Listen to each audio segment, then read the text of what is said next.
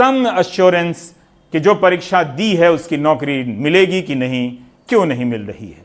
अभी आपने देखा कि लाखों की संख्या में मां भारती की संतानें ट्विटर पर ट्वीट करती रहीं कि रेलवे की जो परीक्षा हो चुकी है, रिजल्ट आ गए हैं सहायक लोको पायलट की, उसकी ज्वाइनिंग का संकल्प हो जाए।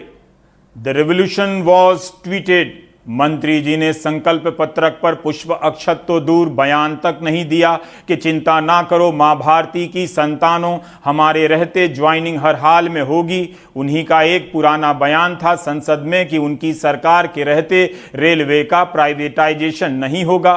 रेलवे की एनटीपीसी की परीक्षा के फॉर्म भरकर अपनी बेरोजगारी का हरण करने का प्रण लिए बैठे नौजवान मंत्री जी से परीक्षा की एक तारीख की घोषणा ना प्राप्त कर सके। ट्विटर पर भारत के नौजवानों की इतनी बड़ी हार कभी नहीं हुई थी।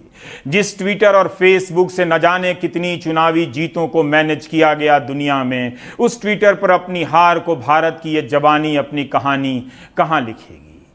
प्रियंका गांधी की ट्विटरत राजनीति भी इनकी हताशाओं के शोर में खो जाती है। राष्ट्र की प्रगति के लिए उन्मुख छात्र विमुख रह जाते हैं। डर से लाइक बटन पर हाथ ना लगाते हैं कि कहीं निष्ठा पर प्रश्न ना हो जाए। पराजित युवाओं के लिए क्रांति फिल्म के गाने की एक पंक्ति प्रेरणादायक हो सकती है, वो जवानी जवानी नहीं जिसकी कोई कहानी ना हो। प्यार का सुंदर गाना ही इंसान को सुंदर बनाता है। You know what I mean. हम सभी छात्रों ने अभी 1 सितंबर को ग्रैंड ट्विटर कैंपेन आयोजित किया था SSC CGL 2018 tier 3 descriptive paper के रिजल्ट के जो पेंडिंग पड़ा है पिछले 8 महीनों से, उसकी तारीखों के लिए। और ये ट्विटर कैंपेन काफ़ी सक्सेसफुल रहा और उसी शाम को एसएससी के द्वारा हमें यह सूचित किया गया कि एसएससी सीजीएल 2018 टीयर 3 का रिजल्ट 4 अक्टूबर को आ जाएगा।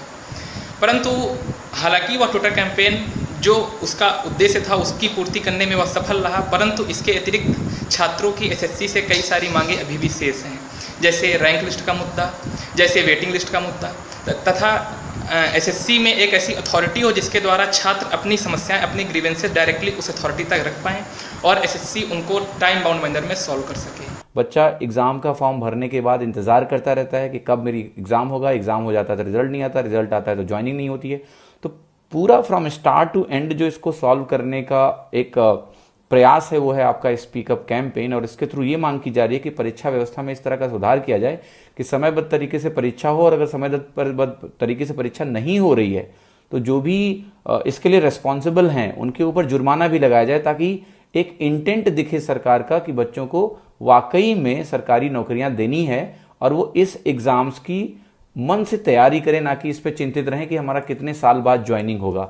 अतः ट्विटर पर युवाओं का ट्रेंड आंदोलन फेल ही कहा जा सकता है। ट्विटर पर जन कल्याण हेतु सर्वसुलभ मंत्री जी ने बयान नहीं दिया। छात्र आ से आश्वासन ना पाकर ह से हताश हुए होंगे। सहायक लोको पायलट की भर्ती का विज्ञापन वर्ष 2018 में निकला था, आज तक भर्ती पूरी नहीं हुई, ज्वाइनिंग नहीं हुई। अप्रैल 2019 में नॉन टेक्निकल पॉपुलर कैटेगरी का फॉर्म भरकर छात्र बैठे हैं, तब से कुछ तो कहना चाहिए मंत्री जी को, है कि नहीं। अब आपको फिर से फ्लैशबैक में ले चलता हूं, जिसे हिंदी में पूर्व दीप्ति कहते हैं। वंस अपॉन ए टाइम साल 2017 का था, महीना अक्टूबर का।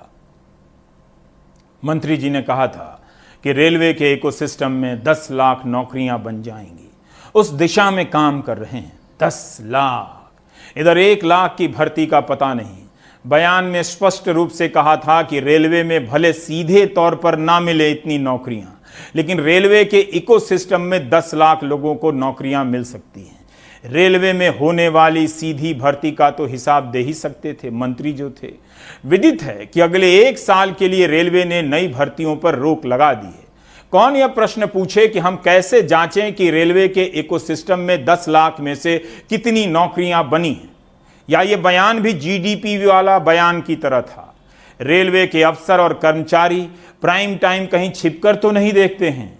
आई mean just asking buddy, don't worry, I can see the time we are living in. Sanskrit तत्सम हिंदी, हिंदी उर्दू और अंग्रेजी का लुत्फ एक प्राइम टाइम में। माय माय, बचा ही क्या है देखने को, और देखकर करना भी क्या है। कथा आगे बढ़ रही है। जजमान नागरिक अब जजमान ही तो हैं, अब जनार्दन नहीं रहे। ऐसी सूत्र पंक्तियां बड़ी बड़ी यूनिवर्सिटी के प्रोफेसरों को जीवन बिताने के बाद मिलती हैं।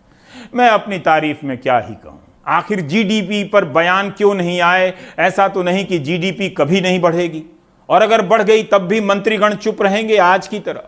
लोकहित का कार्य बड़ा कठिन है, डगर है न पनघट है। इन पंक्तियों के भावार्थ 20 साल बाद आने वाले युग के लिए संरक्षित हैं। आप सोच रहे हैं कि मैं कौन सी हिंदी बोल रहा हूं। यही वो हिंदी है जिसे बोलकर 10वीं क्लास में छात्र पुरस्कार प्राप्त करता है और चुनावों में विद्वता का अलंकार पाता है। स्कूलों और कॉलेजों के हिंदी विभागों द्वारा गढ़ी गई भारत के मानस की यही वाचन और भाषण आधुनिक शैली है।